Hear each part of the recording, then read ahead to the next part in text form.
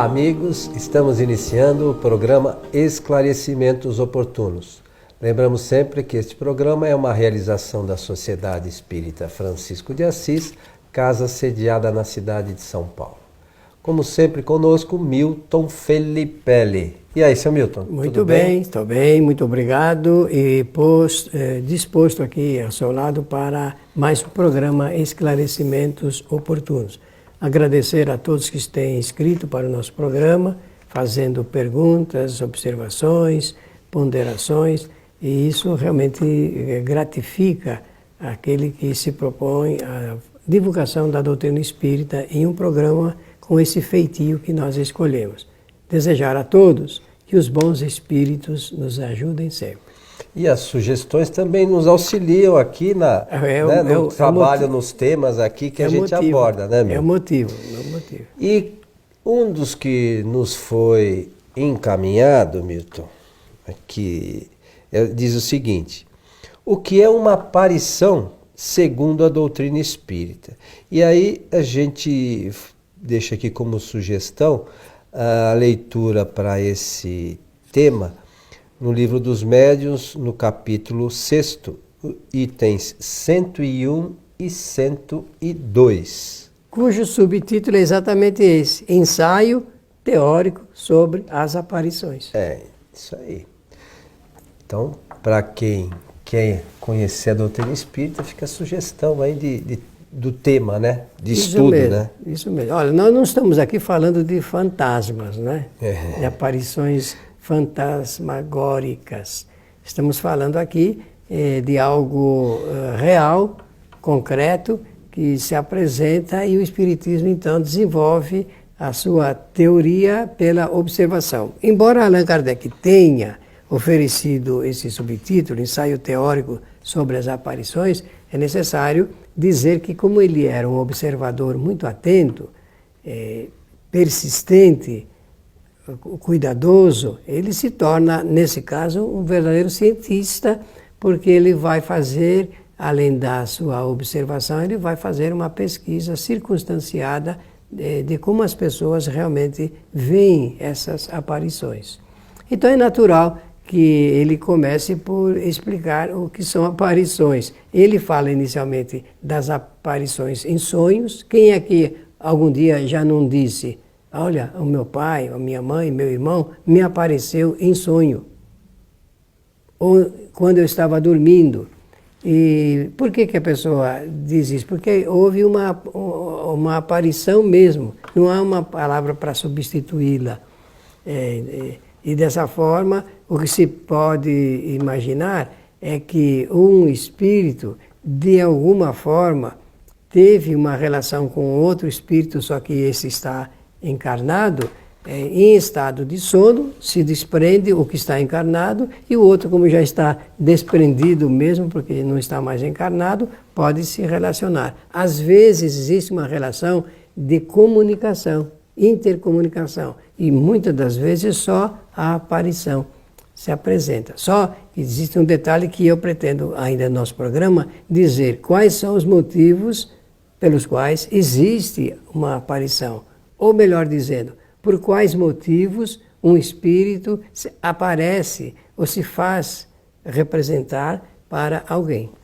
Nós temos que saber as circunstâncias e os motivos. Muitas vezes as pessoas, só sobre essa questão, ficam aí desesperadas atrás de uma psicografia, né? Será? Como é que será que está meu parente, aquele fulano e tal, minha esposa, meu filho, minha mãe? É tão fácil. Enfim, e a gente tem esse contato diretamente com o espírito durante a noite, só que acha que aquilo é um sonho simplesmente, né? E muito pelo contrário, aquilo é uma realidade. E representativa. E pode matar todas as nossas angústias, todas as nossas dúvidas.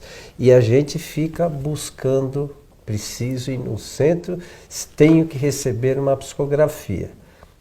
A gente precisa estudar a doutrina para entender essas questões, né, Milton? Tanto que a pessoa diz assim: quando existe um bom relacionamento entre a pessoa encarnada e o desencarnado que aparece, A pessoa encarnada diz assim ao acordar: puxa, me fez tão bem minha mãe, meu pai, meu irmão, um amigo aparecer para mim em sonho essa noite. Não diz isso? Por quê? Porque a sensação é boa. E quando a relação não é muito agradável, então a pessoa se diz que foi uma relação difícil e que deixou um ambiente pesado, que ela está e continua angustiada e tudo mais. Veja que a psicologia ajuda muito no trato com esse problema. Só que o Espiritismo mostra como é que a pessoa pode sequenciar, como é que ela pode entender, compreender o que se passa e que medidas tomar.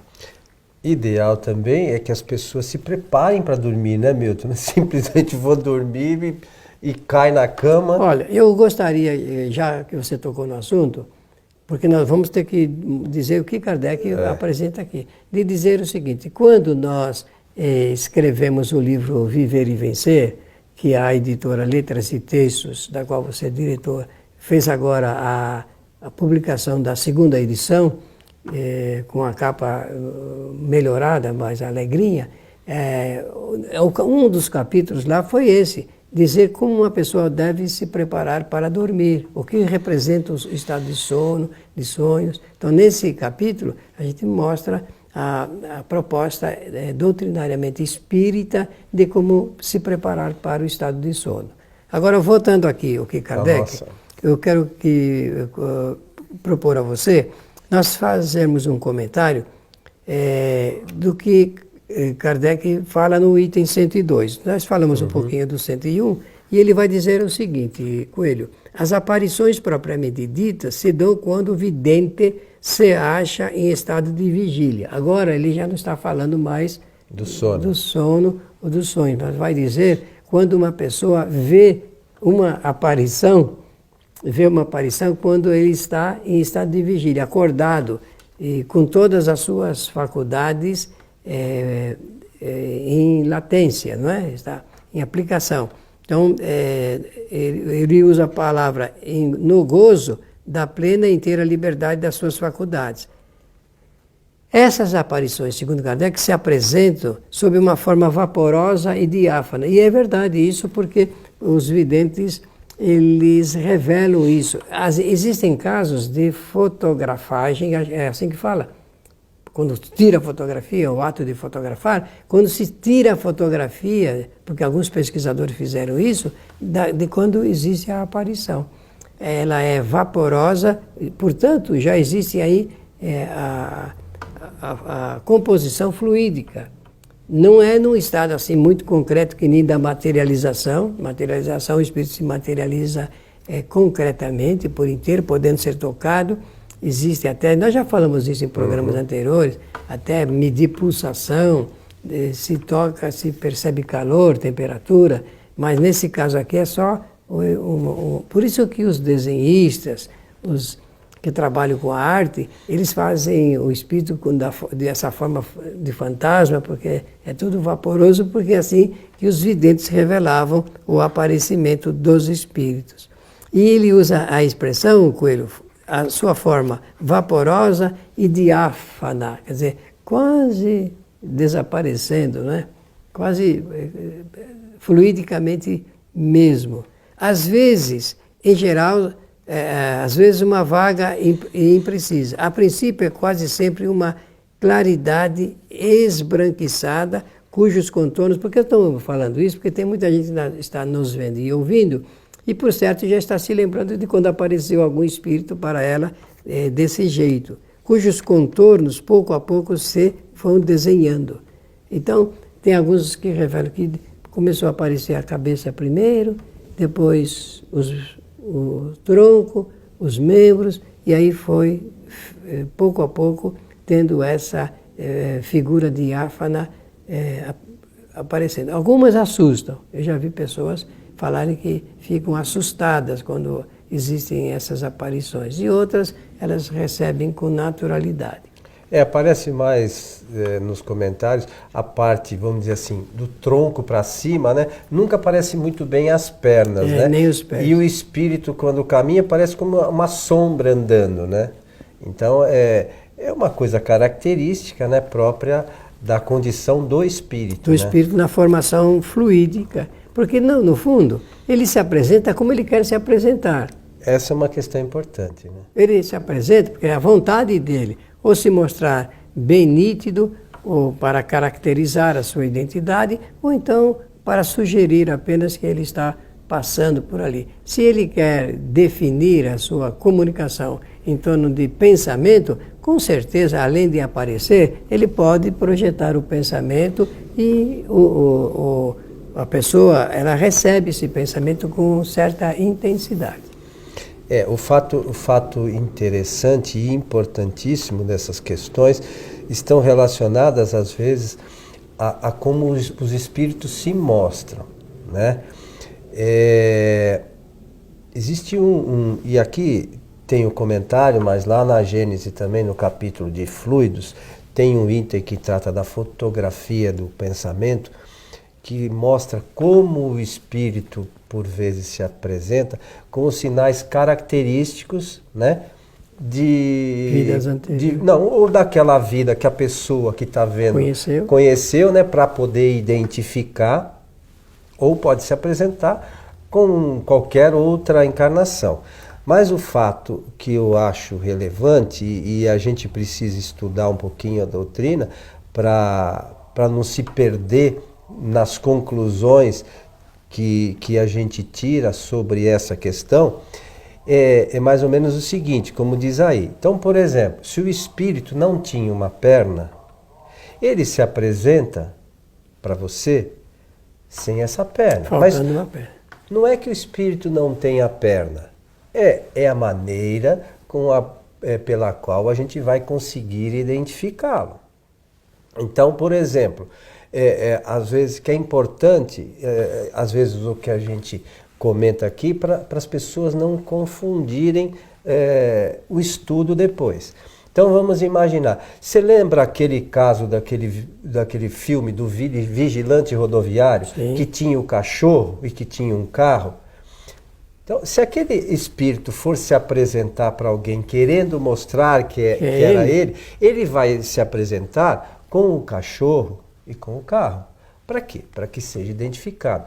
Isso não significa, e todos nós sabemos, que não há espíritos de animais no mundo espiritual. Aquele cachorro é construído fluidicamente naquele instante, enquanto o espírito estiver pensando nele.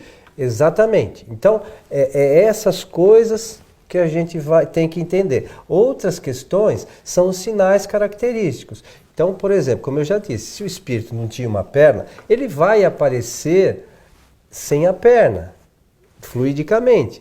Mas não é que ele não tenha perna. O espírito não tem perna ou tem perna, não tem problema, não é esse o objeto dele. O espírito é fluídico e ele se apresenta do jeito que ele quiser. Quer ver como é que Kardec diz isso? Ele fala assim, podendo tomar todas as aparências, o espírito se apresenta sob a que melhor o faça reconhecível. Essa é que é a questão. Então, a gente às vezes tem gente que supõe que o perispírito fica marcado. Não tem nada que fica marcado. E não somos nós que estamos dizendo. Está aqui, está escrito. Isso. É só a gente interpretar direitinho. Uma outra questão também que eu acho importante é a leitura completa, como eu já disse, lá dessa questão da fotografia do pensamento, lá do item do capítulo de fluidos, que esclarece todas essas questões, né, relacionadas com a aparição. Existem algumas questões, Milton, e isso a gente teve um exemplo nos nossos trabalhos aqui na nossa casa, relacionados com evocação, é que o espírito ele se apresenta e ele mantém aquela forma o tempo que ele fica pensando naquilo. Isso é. Deixou ele pensar. Então o que aconteceu? Então se apresentou um espírito, ele estava obsediando uma pessoa e ele dizia que aquela pessoa ele tinha sido escravo daquela pessoa e aquela pessoa açoitava ele com o chicote. E ele tinha o corpo marcado. Então é interessante, né? A gente precisa tomar cuidado, por isso que é importante a gente conhecer a doutrina. E aí, e a gente conversando com ele, foi conversando e tal, e ele entendeu a situação. À medida que ele entendeu, aí no final nós perguntamos para ele, e como é que está o seu corpo, né? Que ele entendia como corpo. Ele falou, engraçado, as marcas estão sumindo. Então, por isso que é importante a gente estudar e fazer a parte científica, perguntar para os espíritos, mas para a gente falar com os espíritos, a gente tem que ter o conhecimento. Se não tiver, não consegue. Senão não vai adiantar, porque o espírito vai falar assim, eu como, e alguém que está nos ouvindo vai imaginar, não, o espírito falou que come, ele come. Come, espírito não come. Ele imagina, assim. Né? Imagina que está comendo. Então, é interessante que essas, vamos dizer, marcas, elas continuam aparecendo enquanto o espírito ficar pensando naquela situação. Por quê? Porque ele pensando, ele aglutina, reúne os fluidos. Como os fluidos é um tipo de matéria que tem composição atômica, formado de átomos, moléculas, então o espírito ele aglutina e vai formando como se fosse uma massa, só que ele faz isso com o pensamento e ele então dá a forma que ele pretende. Na medida que ele vai deixando de pensar naquele assunto, naquela coisa, aquilo, a composição atômica se desagrega e pronto, não existe mais aquilo que ele pensava.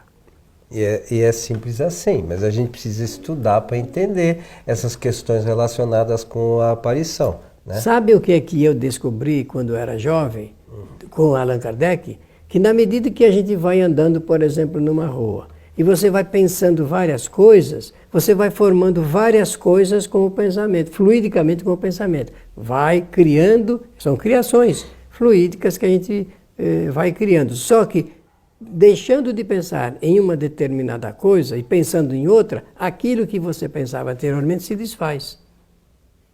E passa a criar uma nova coisa que você está pensando. Veja a beleza do ato de pensar. Mas é importante que a gente tome cuidado com isso, né?